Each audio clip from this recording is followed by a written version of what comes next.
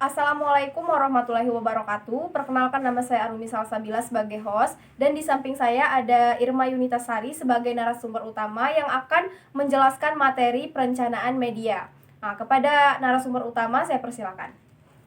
Baiklah, pada kesempatan kali ini saya akan menjelaskan materi mengenai perencanaan media, yang mana materi tersebut diambil dari buku Manajemen Media Massa dari Ade Putranto Prasetyo.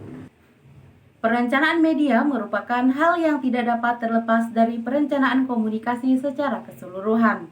Hal tersebut dikarenakan perencanaan komunikasi serta perencanaan media merupakan satu kesatuan perencanaan yang utuh.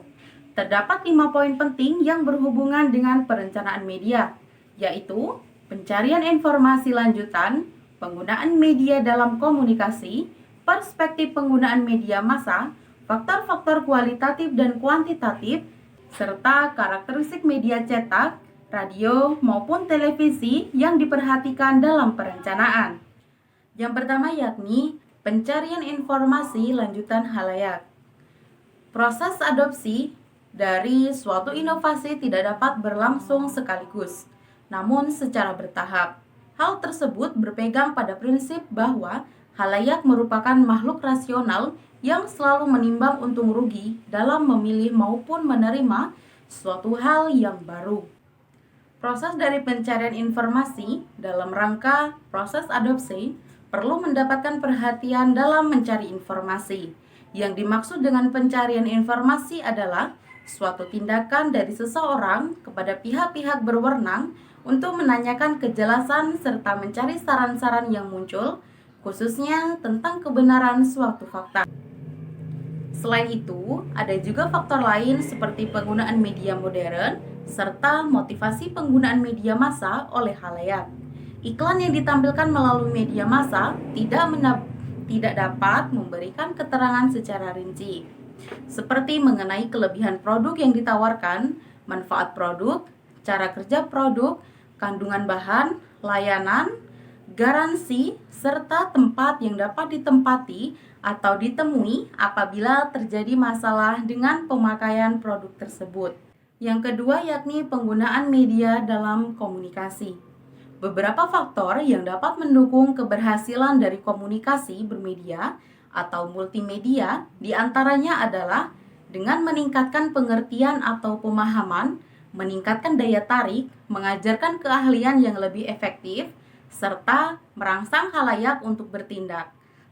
Faktor lainnya adalah berperan dalam menumbuhkan sikap yang diinginkan, memperpanjang waktu penyimpanan informasi, serta memberikan perolehan pengalaman untuk khalayak.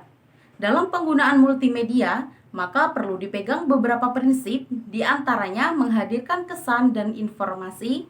Multimedia harus berprinsip untuk melengkapi isi informasi yang disajikan, serta tidak menghalangi arus informasi. Yang ketiga yaitu perspektif penggunaan media massa. Perspektif media massa adalah suatu konsep dari cara pandang para perencana komunikasi terhadap media yang akan digunakan.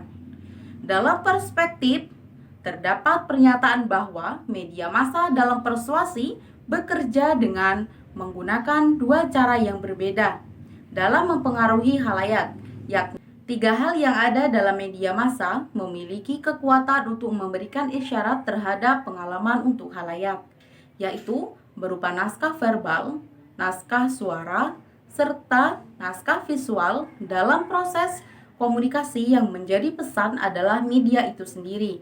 Bentuk dari ketelitian atau keakuratan dari suatu media terbagi ke dalam 2 jenis, yaitu media yang memiliki keakuratan tinggi dan media yang tingkat keakuratannya rendah atau biasa disebut dengan cool media. Yang keempat yakni faktor-faktor kualitatif dan kuantitatif.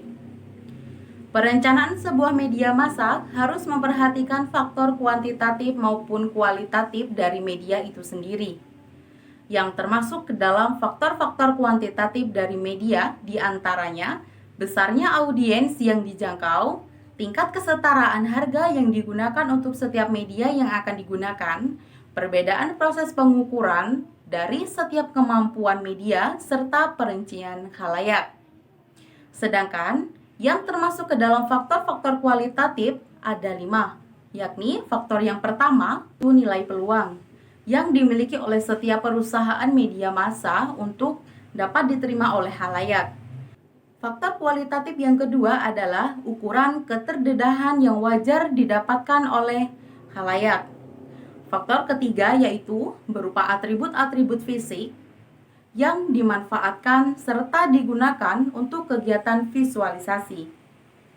Faktor keempat dan kelima adalah berupa jarak untuk membeli serta keterkaitan terhadap konteks dan dampaknya. Yang kelima yakni karakteristik media cetak, radio, dan televisi yang diperhatikan dalam perencanaan. Perencanaan komunikasi dengan memanfaatkan media cetak harus memperhatikan beberapa faktor penting.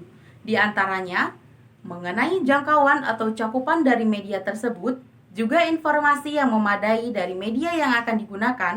Selain itu, penting juga untuk memperhatikan selektivitas yang artinya seorang perencana harus mampu memilih serta menempatkan pesan yang berbeda-beda pada setiap media. Selain selektivitas, harus juga memperhatikan faktor fleksibilitas, yaitu mengenai rentang waktu yang dipakai untuk kontak pemesanan, proses produksi, proses distribusi penayangan, serta penempatan sebuah speech iklan maupun promosi lainnya. Selain itu, perlu juga adanya antisipasi bila terjadi pembatalan perjanjian. Dalam memilih suatu media cetak untuk publikasi, maka perlu diperhatikan mengenai proses produksinya, ukurannya, bentuk, maupun warna yang akan digunakan. Berbeda dengan media cetak, bila memilih menggunakan media televisi, maka perhatikanlah setiap tarif yang dipasang oleh pihak TV untuk setiap spot yang digunakan untuk publikasi. Serta memilih televisi juga perlu diperhatikan saat memilih waktu untuk komersial. Faktor fleksibilitas perjanjian juga perlu diperhatikan, terutama bila terjadi pembatalan penayangan. Bahkan faktor khalayak pun juga sangat penting untuk diperhatikan bila memilih publikasi menggunakan media TV. Kemudian, apabila publikasi menggunakan radio, maka harus diperhatikan mengenai untung maupun ruginya saat memanfaatkan radio sebagai media promosi. Baiklah, itulah tadi yang dapat saya sampaikan mengenai pembahasan perencanaan media. Saya kembalikan kepada host. Baiklah, terima kasih kepada narasumber utama. Itulah presentasi yang dapat kami sampaikan. Apabila terdapat kesalahan, kami mohon maaf. Kepada Allah kami mohon ampun. Saya Arumi Salsabila pamit undur diri. Wabillahi taufiq walhidayah. Wassalamualaikum warahmatullahi wabarakatuh.